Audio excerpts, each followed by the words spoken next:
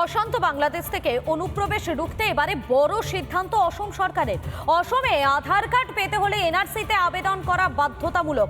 শুধু অসমই নয়, দেশ জুড়ে এনআরসির মতো পরিচয়পত্র থাকার পক্ষে সওয়াল করেছেন মুখ্যমন্ত্রী হিমন্ত বিশ্ব শর্মা।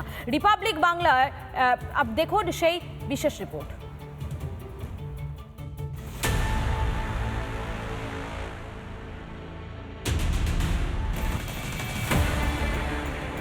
পূর্ব ও উত্তর পূর্ব ভারতে অনুপ্রবেশ সমস্যা নিয়ে নতুন করে বলার কিছু নেই। অনুপ্রবেশ ঠেকাতে ও চিহ্নিত করতেই অসমে চালু হয় জাতীয় নাগরিক পঞ্জি বা এনআরসি। বর্তমানে বাংলাদেশের অস্থির পরিস্থিতির সুযোগ নিয়ে ফের জঙ্গি বা রোহিঙ্গারা এদেশে ঢোকার সম্ভাবনা তৈরি হয়েছে। বিএসএফ কড়া নজরদারিও চালাচ্ছে। এই পরিস্থিতিতে অনুপ্রবেশ ঠেকাতে বড় সিদ্ধান্ত নিল অসম সরকার।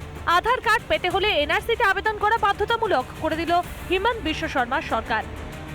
एक बार एनआरसी टाइप का डॉक्यूमेंट बन जाने से, जैसे कल हमने असम में निर्णय लिया कि असम में किसी को आधार कार्ड चाहिए तो उनका एनआरसी में नाम जरूरत होगा। अगर एनआरसी में नाम नहीं है तो आधार नहीं मिलेगा। অসমে না হয় এনআরসি আছে, কিন্তু দেশের বাকি রাজ্যগুলিতে এনআরসি নেই। সেখানে কি হবে? সেক্ষেত্রে দেশ জুড়ে এনআরসির মতো পরিচয়পত্র চালু করার পক্ষে সওয়াল করেছেন হিমন্ত বিশ্ব শর্মা। मेरा तो लगता है कि देश में एनआरसी टाइप का डॉक्यूमेंट बनना चाहिए। मैं चाहता हूं कि देश में एनआरसी हो, कोई आइडेंटिटी हो, ऐसा एक डॉक्यूमेंट बने जिससे कौन घुसपैठिया है और कौन भारतीय है इसका डिफरेंस हम लोग कर सकता हूं। অনুপ্রবেশ বললে প্রথমেই বাংলার কথা মাথায় আসে, কিন্তু বাংলার সরকার অনুপ্রবেশ রুখতে বিশেষ সচেষ্ট কোনোদিনই ছিল না। ফলে এনআরসি বিরোধিতার পুরনো অবস্থানেই অনড় তৃণমূল কংগ্রেস। একই অবস্থান ইন্ডির শরিক দল সিপিএমেরও। কতজন মানুষকে ডিটেনশন সেন্টারে থেকে মৃত্যুবরণ করতে হয়েছে সেটা আমরা দেখেছি। মানুষ ভিটামাটি ছাড়া হয়ে কাঁদতে কাঁদতে রাস্তায় চটপট করতে মারা গেছে, সেটা আমরা দেখেছি। তাই আমরা এই সিএ বা এনআরসির সময় তৃণমূল কংগ্রেস তার মৌলিক জায়গা থেকে দাঁড়িয়ে তার বিরোধিতা করেছিল এবং আমাদের দলের স্ট্যান্ড আজও একই আছে।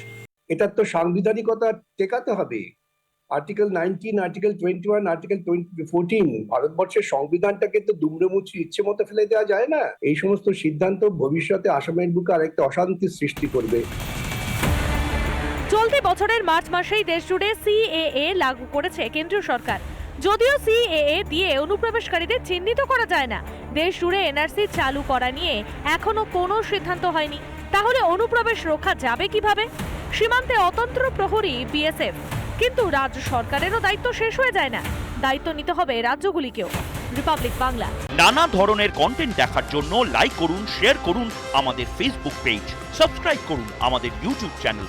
পাশাপাশি অন্যান্য ব্রেকিং নিউজের জন্য অবশ্যই চোখ রাখুন রিপাবলিক বাংলায়।